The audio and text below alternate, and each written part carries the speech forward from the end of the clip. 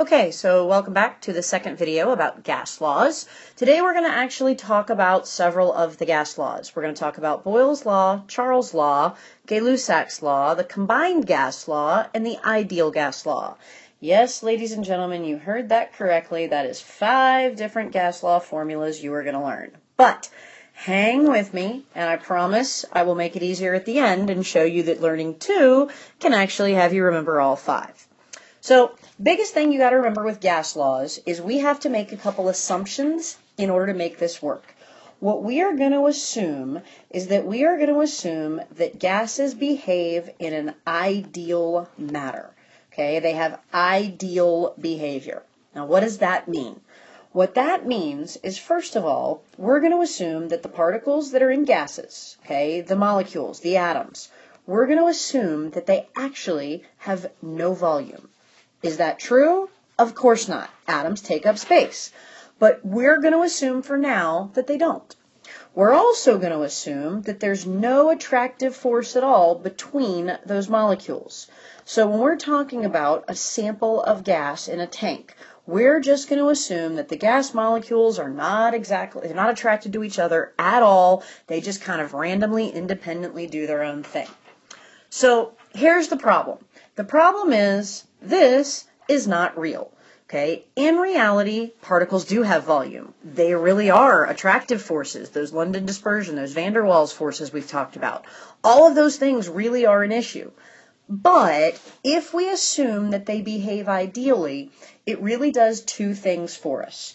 Okay? Number 1, this assumption of ideal behavior, even though it's wrong, it makes our math so much easier. Okay, not taking into account the particle volume and the attractive forces gives us really simple ways to do our calculations. The second thing, which kind of goes hand in hand to that, is the fact is it is a very, very, very close approximation to reality. You know, gas molecules do have volume, and the volume would affect their behavior, but it would affect it just a teeny tiny little bit. Okay, it's kind of the difference between, you weighing yourself and you weigh yourself on a normal scale and it says you weigh 140.31 pounds. Okay, on another scale that's really more accurate, it would actually be 140.3121107.8. Because the fact is, nobody really cares about that, okay? We don't worry about thousandths of a pound. Not even wrestlers worry about thousandth of a pound. But that's what we talk about with this ideal gas behavior, okay? It's this idea that, no, it doesn't really exist, but it really does make our math easier. So let's start going through our laws. Law number 1 that you guys are going to learn is Boyle's law, okay? And all of this goes hand in hand with the gas behavior stuff from the last video. Boyle's law states that at a constant temperature, remember, we only look at so many variables at a time, at a constant temperature, your pressure and your volume are inversely related. Okay, in the last video we talked about inverse relationships. That means when one goes up, the other goes down. Okay, and so what we get from that is a formula. P1 times V1 equals P2 times V2. And if you think about this mathematically, because that makes life easier, think about how this would work, okay? So let's say my pressure was 3, okay, and my volume was 4, 3 ATMs and 4 liters. If I jack my pressure up to 6, if I double it, that means my volume gets cut in half down to 2.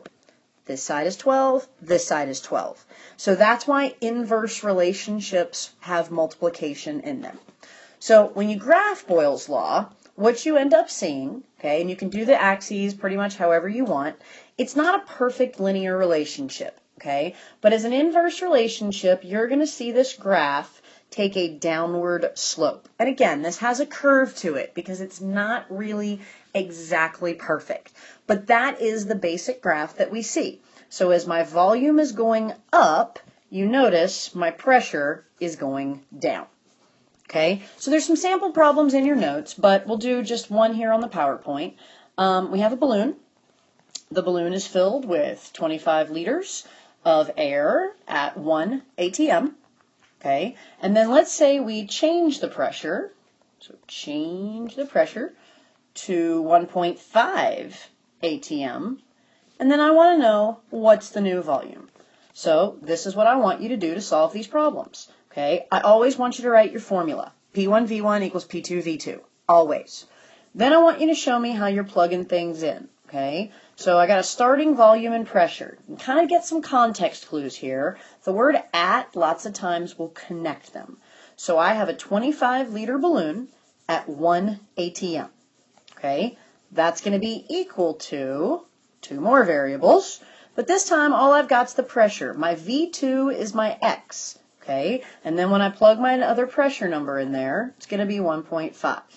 Now, this is up to you at this point how you proceed. The only thing I need you to have on your paper is I actually want you to have the answer written down next. But if you want to write the different steps that you would do in algebra to solve this, you go right ahead. Okay. Also, if you want to change that V2 to an X, I know some people that makes it much easier, you go right ahead. Again, it doesn't matter. So I'm going to solve this algebraically, okay, 25 times 1, and then I'm going to divide both sides by 1.5, and I end up with 16.67 liters as my new volume. Okay, pressure went up, volume went down. That is Boyle's law. Okay, seriously, that's really as difficult as it gets. The second law we're going to do is Charles' law. Okay, Charles' law states that if the pressure is held constant, okay, so P is constant, the volume of the gas is going to be directly related or directly proportional to the Kelvin temperature. Now that's a very important thing we've got to talk about is Kelvin. Okay, because this law only works if you are in Kelvin. So if you remember back a couple units ago, to get a Kelvin temperature, I take my degrees Celsius, you won't have to deal with Fahrenheit, and I'm going to add 273. In more advanced chemistry classes, you actually take that number farther and you make it 273.15. For us, we can keep it at 273. The decimals really aren't going to affect what we're doing with gases. So since this is a direct relationship, the formula that we're going to see is not going to be multiplication, it's going to be division. Okay, V1 T1 equals V2 over T2. And we can see that with direct relationships because, again, if my volume was 4, okay, and my temperature was 1, let's see, we'll make it 96 just to make the math a little bit easier for me. So if we did it this way, we could set it equal if my volume doubled, okay, went up to 8, then we're also going to see my temperature double. Okay, so you're going to see this completely across the board. Everything is going up. So again, we have some sample problems in your notes, and we also have graphs. When you look at the graph of Charles's law, what you see, here's my volume, here's my temperature, it's actually a fairly linear relationship. When pressure's involved, we kind of lose that linear shape, but lots of times when we're looking at just volume and temperature, we will see linear. As one goes up, the other goes up. So your problems will look like this, okay? We'll ask you, what is the temperature of a gas that's expanded from, and I'm just kind of skipping some words here, 2.5 liters at 25 degrees Celsius to 4.1 liters. Okay, so what's my new temperature going to be if I start with 2.5 liters at 25 degrees Celsius and then I raise my volume to 4.1? Again, follow your steps. I always want you to write the formula. I know for some of you that will be a pain. You'll get over it. Then we're going to plug stuff in. Context clues. 2.5 at 25 degrees Celsius means I'm going to have 2.5 at, now wait a second, we can't use Celsius. So anytime I have a Celsius temperature, I've got to be ready to do this 273 plus to give me my Kelvin, which is going to be 298. And then I change my volume to 4.1, and then my second temperature is what I'm looking for. Again, at this point, how you solve it is up to you. Well, let me rephrase that. How much work you write down is up to you. I know some of you really do better when you have everything written out, okay? We're cross-multiplying here. So if you would prefer to write 2.5 times T2 equals 298 times 4.1, which incidentally is 1221.8, and then you want to show that you're dividing both sides by 2.5. That is completely and totally fine. You go right ahead. All I want you to do is have this first formula, your numbers plugged in, and then your answer. Anything else you do is totally fine. This one ends up being 489 Kelvin. Now remember, Kelvin are going to be big numbers, okay? Very big numbers, because everything is 273 higher than Celsius. It's also no degrees, okay? All right, moving on. Law number 3. This will start going faster now. Law number 3 is Gay-Lussac's law, okay? This one is all about pressure and temperature. So what we're saying in this one is temperature and pressure are directly related, assuming the volume, okay, is held constant. So because this is a direct relationship, the formula we see is P1 over T1 equals P2 over T2. And again, you got to use some context clues to figure it out. Now, this graph gets a little bit interesting, and I'll just add it to the same paper here this time. If you have pressure here and temperature here, I have seen this graph done in a straight line, but more often, it's got a little curve to it. There's some weird things that happen with pressure that give it that curve. Okay, so be aware of that. But let's look at a sample problem real quick. Okay, let's say I'm asking you, what is the pressure? Okay, what is the pressure in a 0.25 liter can at 25 degrees Celsius if the temperature is raised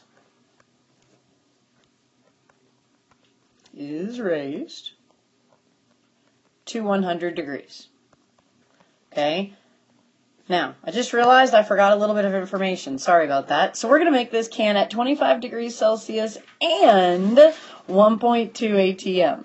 Okay, one of the things that sometimes you will see on your SOL is you get extra information. For example, this whole idea that I've got a 0.25 liter can, does that matter?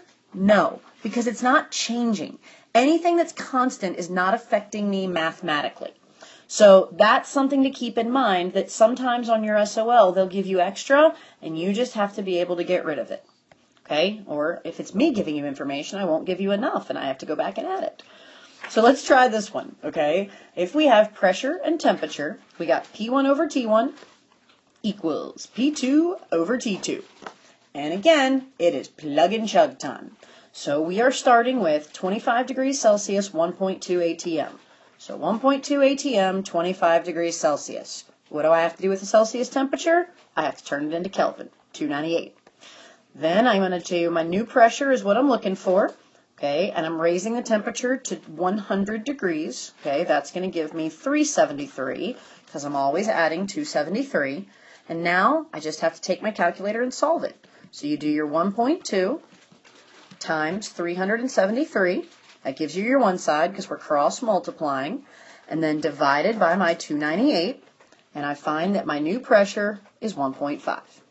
Okay, so these three laws are standalone. One thing stays the same, all right, and then you have two variables that are changing.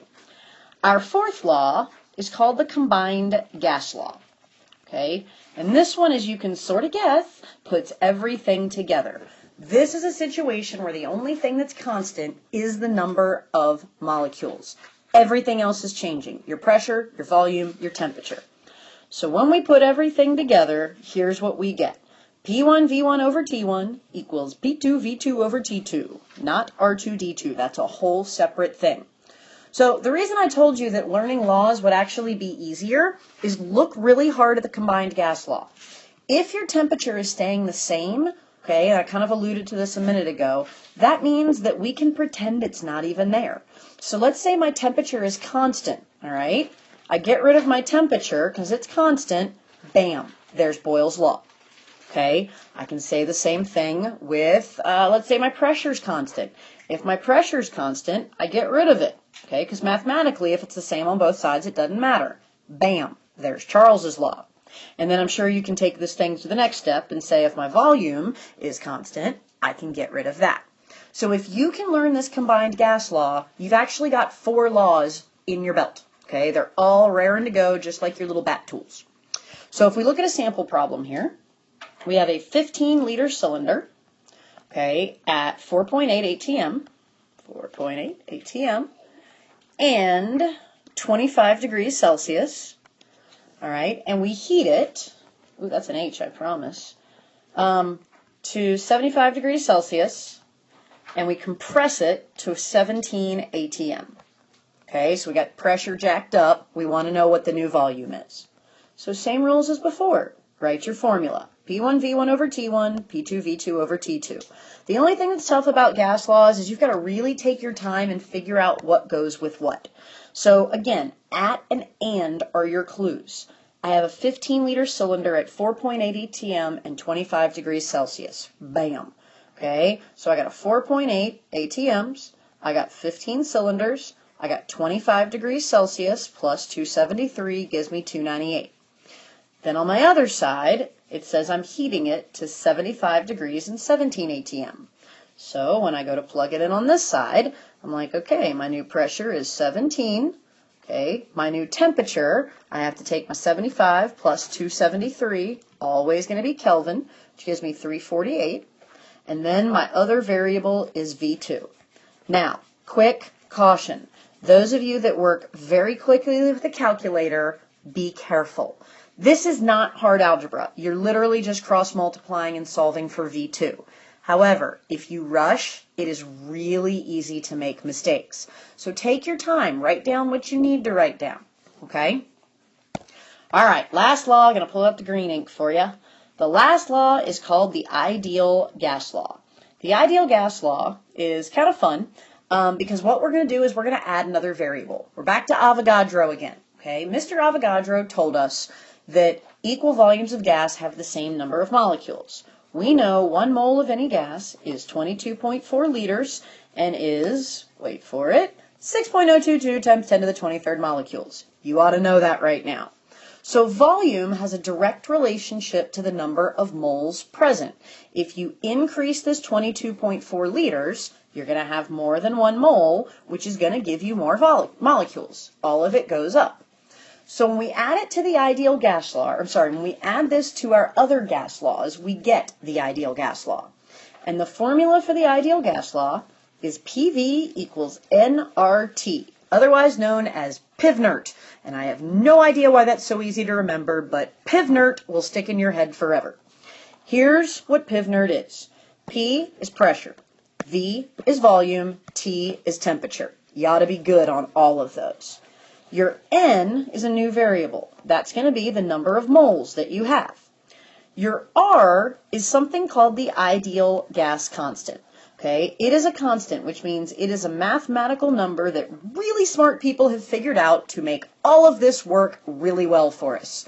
Okay, so the good news about the ideal gas constant is you don't have to memorize it. It will always be given to you. The bad news about the ideal gas constant is it might actually be 3 different numbers, depending on what your pressure is measured in. If your pressure is measured in ATM, your R, your ideal gas constant, is 0.0821. Again, you don't need to memorize that, you just have to be aware. If your pressure is in millimeters of mercury, your R is going to have a value of 62.4. And if your pressure is in kilopascals, your R is going to have a value, okay, too many equal signs there, sorry. Your R is going to have a value of 8.31. So please know that your R is going to be a totally different number, and it depends on what unit this pressure is given in. If you're finding pressure, you pick an R, but the most common one is going to be ATM. So let's look at an ideal gas constant problem, and then we'll call it quits on this video. Let's say we're going to ask how many moles of air they are. Okay, so we're looking for moles of air in a 2-liter bottle. 2-liter bottle at 19 degrees Celsius and 747 millimeters of mercury. Okay, difference with the ideal gas law is we're not comparing anything. There's no start here and end here. It's just evaluating a single situation. Okay, so I got my little PivNert going on. One way I know it's PivNert is I only have 1 volume, I have 1 temperature, I have 1 pressure, and it's asking me for moles. Okay, that's a huge clue. So now I'm going to plug in. My pressure, 747. Okay, my volume is 2 liters. My N is what I'm looking for. It's asking for the number of moles. My R, if you remember, depends on my pressure unit. So my pressure unit here is millimeters of mercury, which tells me I got to use 62.4. So I'll plug that in. Okay, and now I need my temperature. Temperatures for gas laws, always, always, always in Kelvin. So you always have to remember to add that 273 to get your Kelvin temperature. Now this simply becomes an algebra problem. But again, okay, you've got to take your time. A lot of you guys weren't necessarily giant fans of solving these problems in algebra. I know you know how to do it, but it's a matter of taking your time and working through it and making sure you've got the right answer. Okay, so take your time, don't stress about this, okay, it will be okay, and we will work on how to solve it with lots of practice problems in class. All right, so those are your gas laws, you got all 5 of them, make sure you know them, be ready to plug and chug.